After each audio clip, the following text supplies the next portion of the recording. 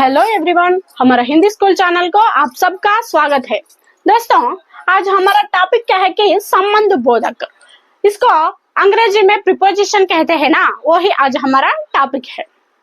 संबंध बोधक का डेफिनेशन क्या है कि यहाँ देखिए, जो शब्द संज्ञा या सर्वनाम के बाद लाकर उनका संबंध वाक्य के दूसरे संज्ञा या सर्वनाम के साथ बताते हैं उन्हें संबंध बोधक कहते हैं।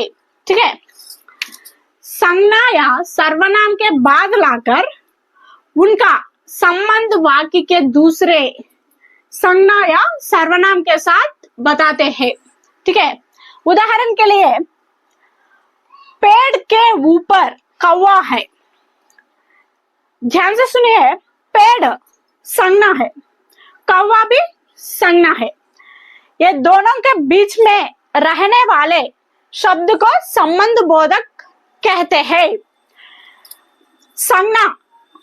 संज्ञा या सर्वनाम के बाद लाकर और संज्ञा या सर्वनाम के साथ बताते हैं इसको।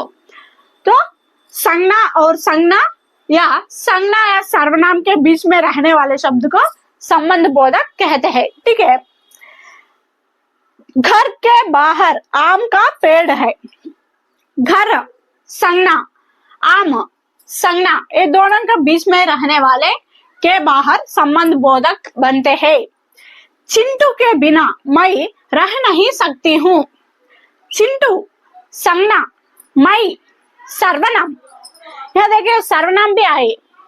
संज्ञा और सर्वनाम के बीच में के बिना वर्ड है, उसको संबंध बोधक कहते हैं।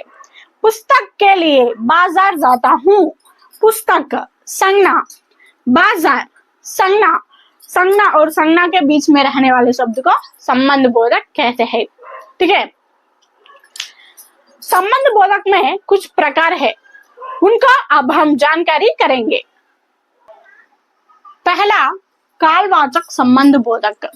के पहले, के बाद, के आगे, के पीछे, के पूर्व, के पश्चात आदि, ये सभी कालवाचक संबंध बोधक के एग्जाम्पल्स है। स्थानवाचक, के अंदर, के भीतर, के बाहर, के यहाँ, के वहां, के पास आदि। तीसरा, दिशावाचक संबंध बोधक। की ओर, की तरफ, के आसपास, के चारों तरफ आदि। चौथा, साधनवाचक संबंध बोधक। के द्वारा, के साथ, के माध्यम, के निमित्त, के जरिए आदि। पांचवी क्या है कि विरोधवाचक संबंध बोधक। के उल्टे, के विरुद्ध, के प्रतिकूल, के विपरीत, के खिलाफ आदि। ये सभी इनके एग्जाम्पल्स है, आप स्क्रीनशॉट भी ले लो।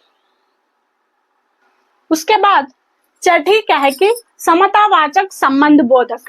के अनुसार, के सहर्ष, के समान, के तुल्य आदि। सातवीं, हेतुवाचक संबंध बोधक। के कारण, के हेतु, के लिए, के वास्ते, के खातिर आदि। आठवीं, प्रार्थव्यवाचक संबंध बोधक। के हटकर, से दूर, से परे, से बचकर आदि। नौवीं, संग्रहवाचक संबंध बोधक। के तक, के प्रायंत, के मात्रा आदि।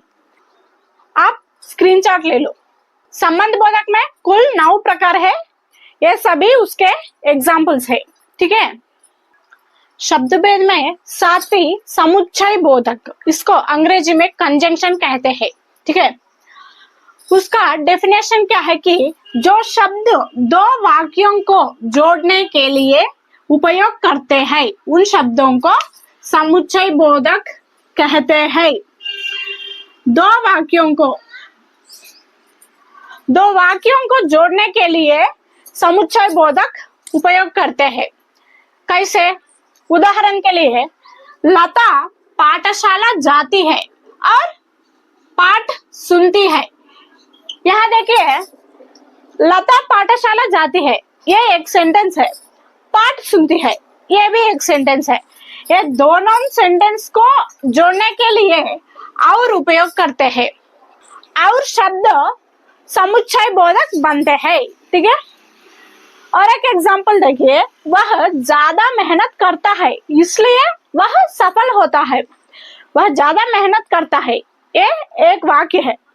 वह सफल होता है, ये भी एक वाक्य है। ये दोनों सेंटेंस को जोड़ने के लिए इसलिए उपयोग करते हैं। हम वनभोजन के लिए जाते हैं इसलिए हम उस दिन जुट जाते हैं।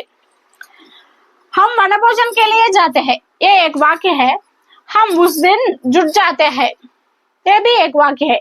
ये दोनों वाक्यों को मिलने के लिए इसलिए उपयोग करते हैं, इसलिए समुच्चय बोधक बनते हैं। ठीक है, वैसे प्रकार एवं, परंतु, तथा, क्योंकि आदि ये सभी समुच्चय बोधक बनते हैं। ठीक है, यहाँ तक समझ सकता है ना। शब्द भेद में अंतिम क्या है कि विस्मयादि बोधक, इसको अंग्रेजी में इंटरजेक्शन कहते हैं।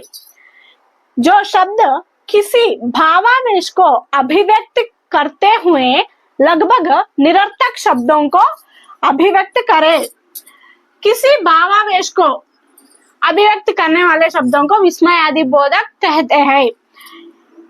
ये शब्द निरर्थक शब्द, इसको मीनिंग नहीं होते हैं। ठीक है, उदाहरण के लिए वह कितना स्वादिष्ट पकवान किए हैं, ओह मुझे समझ में नहीं आया, ओह मुझे समझ में नहीं आया। अरे इतना सुंदर साड़ी है, अरे ओ कहाँ जा रहे हो। ये सिंबल कंपलसरी रहना चाहिए। हमारा फीलिंग्स अभिव्यक्त करने के लिए उपयोग करते हुए शब्दों को विस्मयादि बोधक कहते हैं। ठीक है, यही उनका एग्जाम्पल्स है। यहाँ तक समझ सकता है ना। शब्द भेद में कुल 8 प्रकार होते हैं ना। संज्ञा, सर्वनाम, क्रिया विशेषण, क्रिया विशेषण, संबंध बोधक, समुच्चय बोधक और अंतिम विस्मयादि बोधक।